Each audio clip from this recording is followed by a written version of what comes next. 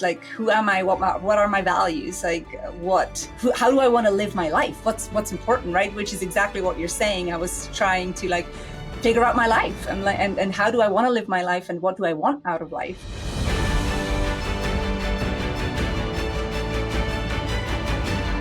Barbara Sennrich in the house. So for anybody who's not watching in video, you probably should, because every time we hop on, you have the biggest smile on your face. And I love that. I'm a smiler myself. I think it's one of the most powerful things we can do to connect with another human. So Barbara, I am super excited. Smiles on my face for the opportunity to talk with you today. Thanks so much for coming on. Yeah, thank you so much for having me. Yeah, I love it. So one of the reasons that I think I resonated with you so well, Barbara, and said, man, I really would like to have a conversation with her, is this, the company that you founded, the Change Resilient Advantage Group. Resiliency is something that keeps coming up in the conversations that I have with the high achievers I have. And this is another one of those high performance podcasts that I do where I talk with high performers. And when you and I talked about our morning routines and some of the other things that we align with, I was like, okay, yeah, she definitely fits the bill. And we'll get into that here in a minute. But the resilient piece keeps coming up, and in a way that a lot of people don't think through resiliency. A lot of people think tough. They think, like I have to be, have, skin of steel, and I just let things bounce off of me. And I'm finding more and more that resiliency is a much different thing than everybody claims that it is. I'd love to hear your kind of definition of your viewpoint about what resiliency means to you and the people you work with, if you wouldn't mind sharing. Yeah, absolutely. To me, resiliency really means to be able to be nimble and navigate and go with the flow. And I always think about, right, I use resilience in combination with change. I always think about change as a big wave, and you can either like get into the wave and be totally tumbled by it and really have a horrible experience.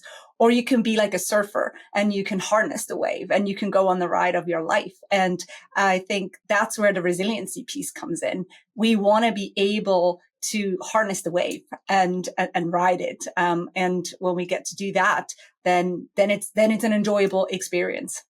Yeah. And in terms of like some of the definition of like what resiliency to me is like, it means I have a purpose. I know what my purpose is. I have a vision, right? So creating some clarity in times of uncertainty, that's for me is an element of resiliency, clarity. And another piece is control, because, and I don't mean control and like, oh, it has to go this way, but like if things happen to us, I don't like when people tell me what to do. Most people don't like when other people tell them what to do. And True. Change usually means something tells us something is going to happen and I have to deal with it. And so I want to have like a little bit more control in that. So that's to me is another piece of like that makes up resiliency. And I think those are, and then have the ability to have actually the competency to be resilient. So it's really a combination of like clarity, having some sense of autonomy, really like control autonomy, and then having the tools and the practices to be able to apply resiliency or be resilient as a human being. I love that. Clarity, control, and competency. I love alliteration, so I think those stick really well. I think to your point too, resiliency is, I hear this all the time. You mentioned this idea of clarity, of understanding your why. I mean, that's that part of the well-being model that I've created. A piece that's unique to a lot of others is this idea of directional well-being. It's like, until you understand why you do what you do, it's really hard to stick with it. And so there's this program called Kokoro, which is basically, it's like Navy Bud SEALs training, but for civilians. And so it's a 52-hour program. A good friend of mine did it. And so I looked into it a little bit more. It's just basically they beat you up for 52 hours, right? And they test your mental fortitude. They test your resiliency. And what they said to him when he was training for it was, it's not the guys that are really tough and big. It's not the gals that are faster than everybody or the fittest. It's the ones that understand why they're doing it, that have a really strong purpose behind it, that are able to be resilient and weather those storms when push comes to shove, because they have something on the other side that they're heading towards, and they're not getting stuck in this idea of woe is me, I hate this, I'm pushing against it, because they have a true purpose and clarity, as you mentioned, behind why they're doing what they're doing. So I think that's a really powerful aspect of resiliency that's harder for people to find, because it takes a lot of deep work, but it's the most powerful way to stay true when the storms hit and you need an anchor. Yeah, 100%. Yeah. I agree with that. I think it's what makes it like a competency, right? And not just like we're doing this right now and I'm pushing through, which is like a temporary state. But I like to be resilient for life and in life. And when I know why I'm resilient, or like why I'm doing something, then that's a much more sustainable way of being resilient. Yeah, absolutely. Now, obviously, when we're doing the work that we do, we got to live it a little bit, or else how can we tell other people to do so? So obviously, resiliency has come up in your life before. So I'd love to hear a little bit about your story in terms of where you have seen resiliency help you play off, and maybe some of the achievements that you have been able to accomplish because of that resiliency. Yeah. I always like to share that in 2013, I had a burnout in my career. Like at the time I was working for a pharmaceutical company. It was like, I'm very committed and disciplined, and I'm a hustler. And like, it was a very hard driving environment. And I lost myself in this environment. And I realized like I had the burnout because I lost myself. I wasn't true to myself, and I had to really find who I am and who I was to come back to, I don't want to say come back to life, because that sounds very dramatic, but it kind of was, right? Because like I experienced a little bit of a death of my identity. And so learning that, realizing like I really need to be true to myself, that has been the foundation of being resilient in life, but also in work. Because like once I figured out who I am, or who I was suddenly able to like thrive in my work, in my life, because I'm good at what I do because of who I am. And so that resilience piece is really is important. And so one of the achievements is I had a very successful corporate career. My last job was the global head of internal communications and engagement, and I've always like strived to have like a meaningful title, and not because of the title itself, but what it meant, and because of like the impact I was able to have right in that role. Then of course, like, the other thing is founding my own company, the Change Resilient Advantage Group. That is really a culmination of my life's purpose, I feel, because it is combining personal development, like helping people to navigate change, but then also bringing the change management expertise to really change the way that organizations lead change, and not at the expense of people. So that's been a lifelong dream of mine, to really be able to do that in an impactful way. And then I think another achievement of mine really is like, I'm from Switzerland. I've always had to dream to live in New York, and I tried twice. I failed once, and the second time I'm like, no matter what, I'm going to move to New York. And that happened. And I lived in New York for 7 years. And that was incredible that I met and then even things like my marriage, I would say, is an achievement, because I had a very long checklist that I'm like, this is what I want. I'm not going to budge. Like, I'm not going to compromise on the wrong things. And these are my non-negotiables. And my husband checks all the boxes and some. And that's a huge achievement for me. And then, and I think the last one is, I feel really connected to my family and my friends. And ultimately, I feel like that's part of well-being. And to me, achievement means like it has to be holistic. And so, things like that are an important aspect. Yeah, that's tremendous. I think we oftentimes in our society get this we're so dichotomous in our approaches to life, right? We either think that trying to be successful and achieve at a high level is too much and it's greedy, or we think like if you're not trying to strive 24/7 hustle and grind, then you're not contributing to society. And I have found that the work I do with high achievers, and even for myself, there's absolutely nothing wrong with striving and trying to accomplish and wanting to grow, as long as, in my opinion, two things happen. One is you're still grateful for the things that you have. In fact, gratitude is my fifth core value. It's the foundation of all my core values, because until you're grateful for what you have, I don't think you deserve more. And so, and you may get it, but you're probably going to get it in the wrong way and with the wrong intentions, which is what I think the second aspect is what are your intentions? If your intentions are to utilize what you've gained in the service of others, then I think that there's a lot of power in that. So to your point, when you mentioned that idea of I strive for a title, but it's not really for the title, because both of us know, especially in this day and age, I don't know how many CEOs that I know out in this world that are running a one-person company, right? But a CEO title there is the same as the CEO title of a Fortune 500 company. So it's not really the title that brings much, but instead it's what is the impact that I get as a result of that title, as a result of that position. And I think that's where it really matters. What impact can I make in a positive manner that's going to allow me to see success and see improvement in the world? And so I think those two things are really important as we strive is can I always still have an air of gratitude in my life as I continue to grow? And then can I make sure that it's with the right intention? So I think that's really powerful.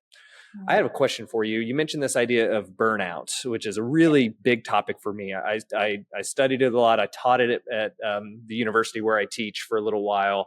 And so I know quite a bit about it, but I always love to hear other people's experiences with it and what they went through. So could you share a little bit about, because I know a lot of people are out there going through it right now. Can you share a little bit about what lets you know that you were experiencing that, and maybe kind of like what that symptom was and what you maybe started to see in yourself? Yeah. I think the biggest thing for me was I wasn't able to sleep anymore.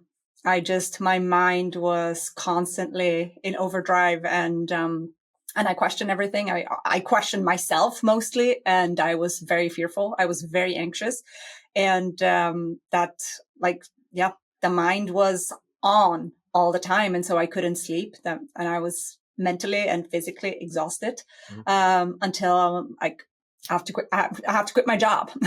I was like, I don't want to do this to me anymore. And I couldn't see another way out. I felt like that was my only option, which is kind of, I mean, that's a drastic option, right? Like to quit your job. It's like, it's significant.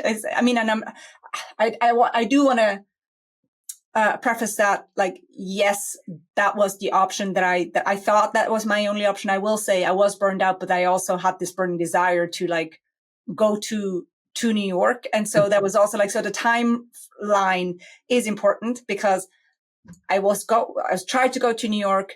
It didn't work out. I took a job in between like 2 years, and that the job was good, but there were other things that led to the burnout. And then because I'm like, okay, I'm here and that's not the dream anyways, and I'm feeling like this. So it's the combination. I just want to make sure I say that, because I think that is important. I did have a backup option, like following my dream. I love that. I think that's important for everybody. It's, I can hear people right now in their mind saying, "Oh, it must be nice to be able to just quit and run off." But you had something you were running towards. And I think that's really important for people. Don't just quit. Don't just run away from something, right? There's two reasons we get motivated. We're running from something or towards something. And so have something to run towards as well, because I think that's really important. In psychological terms, when we think of burnout, especially when it pertains to things like athletes, but it's really true of any high achievers, burnout starts to occur when there's a small and increasingly larger discrepancy between the workload that we are getting and the understanding of how it's getting us to where we want to be. So if you think about it in terms of sports, which is really easy for a lot of people to comprehend, we start to add and layer on more and more training or more and more practice. And if a coach doesn't do a good job, or a boss doesn't do a good job of explaining why this workload is being added, and we don't see a clear distinction between that work and the clear outcome of what we're trying to accomplish with our job or with our life, then we start to see burnout occurring. And so we start to kind of spiral down into this space of like, what's this all for? What's the purpose of this? you couple that, in my opinion, as we get a little bit deeper, with the issue of people not really knowing why they're in the job that they're in. They kind of just followed the path that most people follow because that's how society told us to. And we haven't done that deep internal reflection. Well, then there's a huge gap. Not only do I not understand how this is helping me with my job, I don't understand how my job is helping me with my life. And so that's the piece that I think a lot of people are struggling with when it comes to burnout. And so it sounds like that kind of aligns with what you went through as well. Yeah, absolutely. Yeah. So let me ask you this. So you stepped away, you took that dramatic change, which I think is phenomenal, because that's scary. It's not easy to just walk away from something like that. But there also, once you walk away from something, that creates space for you to bring in something new into your life. I'd love to hear a little bit more about what you decided to bring into your life that was impactful for you, that maybe brought you a little bit of success in your mind. Yeah. Well, first I brought into my life going just to Tulum and lay on the beach for a month to physically recover, because I was so exhausted and depleted, and all I wanted was, I need to, I need to turn this around. And for me, there is something about my personal well-being, like being by the water and being in the sun, that it just like helps tremendously. Sure. And at the time, Tulum was very cheap. So I had like, I rented an apartment. Like now it's super fancy, but at the time it wasn't, so yeah, I brought in the personal well-being, and it was also then at that time when I went on my quest of like, who am I, right? Like, who am I? What are my values? Like, how do I want to live my life? What's important, right? Which is exactly what you're saying. I was trying to like figure out my life and how do I want to live my life, and what do I want out of life? And so I brought that clarity I brought that into my life. And with that, a lot of things changed, because now I was able to like draw my boundaries. I was able to take care of myself, like physically, mentally, in a different way, because like now I knew, first of all, what that looked like, but also I knew what was at stake if I didn't follow through. And so I was like, I owe it to myself and my life. And I've always had a deeper knowing that I'm here on this earth for something like great. I want to leave a legacy. I want to do something that is important, that matters. I want to make it. Yeah, I want to contribute, right? I want to make this world a better place. Like, frankly, that's what I do. And I've always known that. And so I figured I better start working towards that. And that means like, I need to know what that looks like. So, yeah. That's awesome. Pain is one of the best teachers in life. Mm-hmm. Yeah. Mm-hmm. So can I ask a little bit more nitty gritty, as they say? What were some of the practices that you went through to help you start to do that deeper reflection with yourself? Yeah. The reflection really started with journaling and long walks on the beach, just thinking and give myself space to really think about. So that the timeout, that month long timeout that I took really was important, because I had space. So it's really, I think the practice is creating space, and then like let my thoughts ruminate and realize what's important to me. I also read a lot. Like I was a ferocious reader. I mean, I've always been a ferocious reader, but I really soaked up everything that was supportive of where I wanted to go. So it's like thinking, journaling, and reading. Yeah. I think that's great. My program, I call it the Next Better Path, right? My program has 3 main phases, and the first one is space, because you have to give yourself space mentally, physically, emotionally. A big part of it is time, right? We bury ourselves in work and in busy, because it's easier than taking a step back and asking ourselves, is this truly what I want? And I don't mean that, I don't mean that in a sarcastic way. It really is easier to work harder sometimes than it is to take a step back and do that work, because it can be challenging. 100%. It's the same thing with like, I want to work out hard. And somebody, a trainer once said, like, you can't overtrain, but you can absolutely under recover. And that really stuck with me. And I think that's exactly the same thing, right? Working hard is easy because we feel we're in the thing and we're doing it. And then, but it is like, we got to sharpen the saw. That's a huge part of it. And it's very easy not to do that and not prioritize it, because we feel like, I think that there's also a stigma, right? Like resting and taking care of ourselves is not seen as a high priority. I mean, now it is, like, thankfully, like, the narrative around this is changing a little bit, but typically it wasn't that case. Sure. Yeah, absolutely. Yeah. So one of my goals, so actually my purpose in life, which I've done a lot of work to determine this, is to help others define their purpose and then fulfill it so they can contribute meaningfully to the world. I truly feel like that's why I'm on this earth. So when people talk about defining their purpose or thinking through their purpose and trying to figure that out, that always piques my interest. So it sounds like you did a lot of work there. So can I ask, what did you come up with? What came out of that practice for you? So for me, it's really, I wanted to change the way that organizations, like, provide environments for people, right? Because that's what I've experienced. That's where that's how I experienced my burnout, that I didn't feel I could be who I am, and recognizing, actually, I'm good at what I do because of who I am. And I felt like that's not how the corporate world works, at least not in my industry, right? Which is pharmaceuticals and, like, medical device companies. It's usually not like, kumbaya, my lord. It's usually like, let's go. What were your numbers? Yeah. Yeah.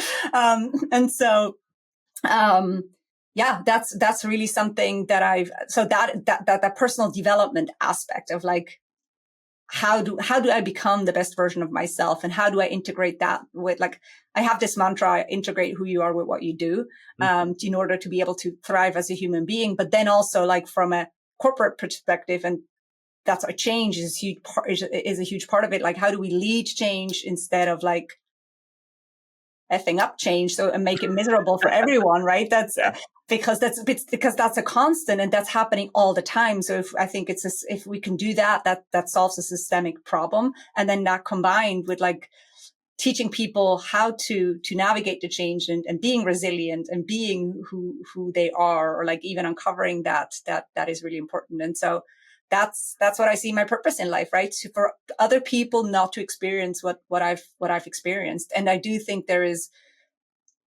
organizations are really, like, a force in this life. And I always say, like, an organization is a living system, right? It's just like a bunch of people, like, and if we're strengthening the people, we're strengthening the organizations. And the more conscious people become, and the more connected we are to our own values and our own purpose, that multiplies. And then when we have healthy individuals, we have healthy organizations, and that has a triple effect, like, that has a trickle down effect. And I really believe, like, I want to use business for good, because that's powerful. So yeah, I know that was, like, a lot, but, like, it's all of this. That's my purpose. Yeah. No, I think that's great. Your story resonates with me so well as it pertains to another story I heard, and it was on Instagram or some social media site, and they said it so well, but it hit me pretty deeply, and so I want to share it because I think it resonates with what you're sharing. And it's this idea that when we think about a story that has a hero and a villain in it, what a lot of people don't realize is heroes and villains have almost the exact same backstory, right? They both have tragedy in their life. Something horrible has happened to them.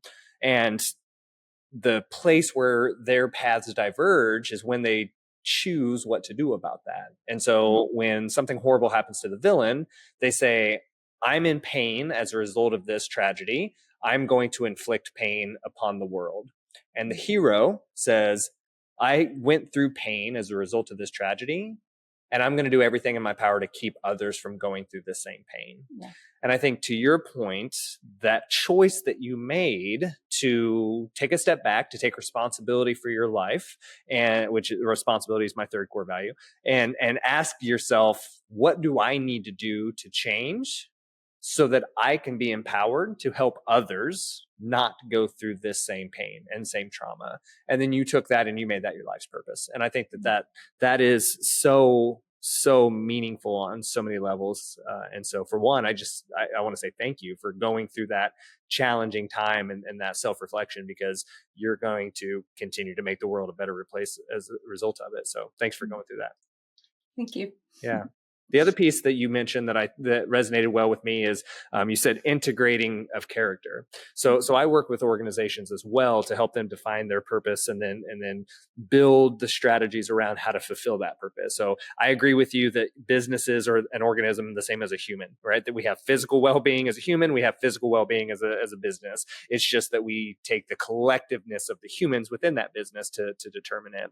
But integrity is a big one that I believe in. And you said integrated, right? So this book here, nobody can see it unless they're watching, but it's by Dr. Henry Cloud, Integrity, the Courage to Meet the Demands of Reality. Have you heard of it? No, I haven't. So it talks a lot about this idea of what integrity really is. Because when you ask people what integrity is, they're like doing the right thing when nobody's watching. And that touches on it, right? But integrity is really just the integration of our character with the actions that we take, with the words that we say, and the thoughts that we have. And when those things aren't aligned, everything kind of falls apart. And I think to your point, integrity and the integration of character with the business and the values and the collective values of the people that are involved with it is vital in order for an organization to thrive and to build a culture where people can feel seen and feel heard and feel like they're impacting. Yeah. And I would love to add another element that I find important about integrity is like, it also means wholeness, right? When something is in integrity, then you're whole. Yes. And I think us as human beings, when we're whole, like we can only be in integrity when we are whole. And the same thing is true for organizations. But I think that's an important nuance also. Yeah, 100%, 100%. So you went through this journey, which I think was so impactful for you. And I think more and more people need to be doing it. And I actually do agree that I think more and more of it is happening. It's becoming more heard and more recognized that we need to determine who we are as people and figure out what matters to us so that we can contribute to the world meaningfully. So I think it's happening more and more. But once you created that space and once you found that direction, obviously something needed to happen within you to make sure that we didn't slide back, right? So you've probably taken on practices or done things since then to allow yourself to maintain where you're at and continue to be well as you strive forward. So I'd love to hear a little bit more about what those practices are and what you've done to change that.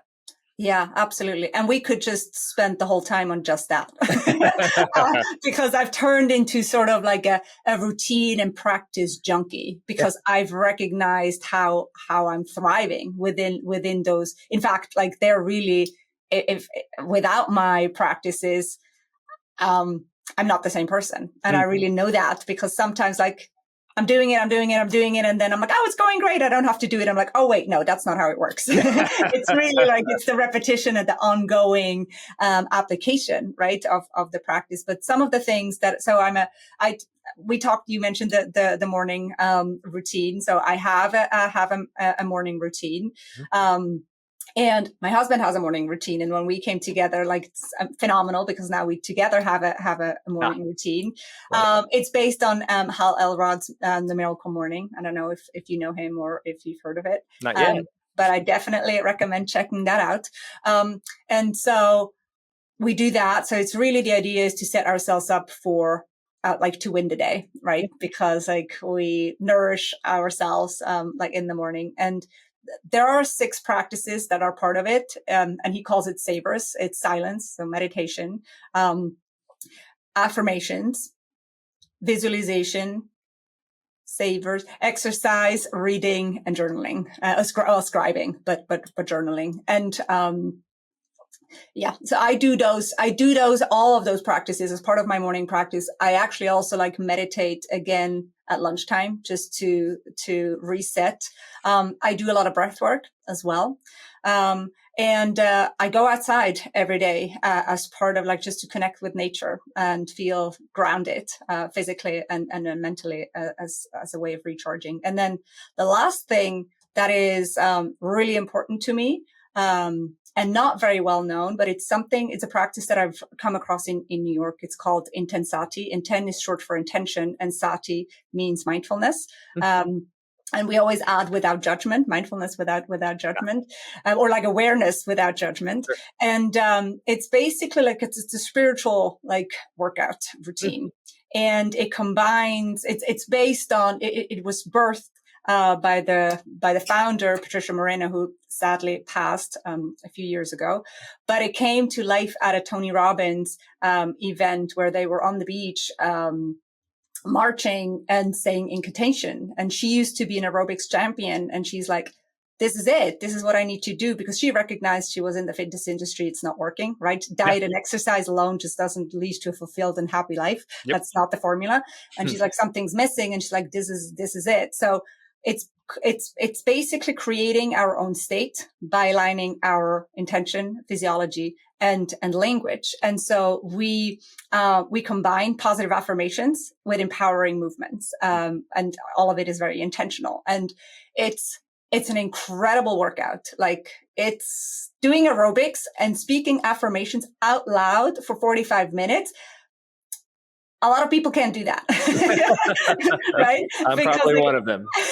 It adds like, even the act of talking adds like adds a lot to it that requires like, some lung capacity.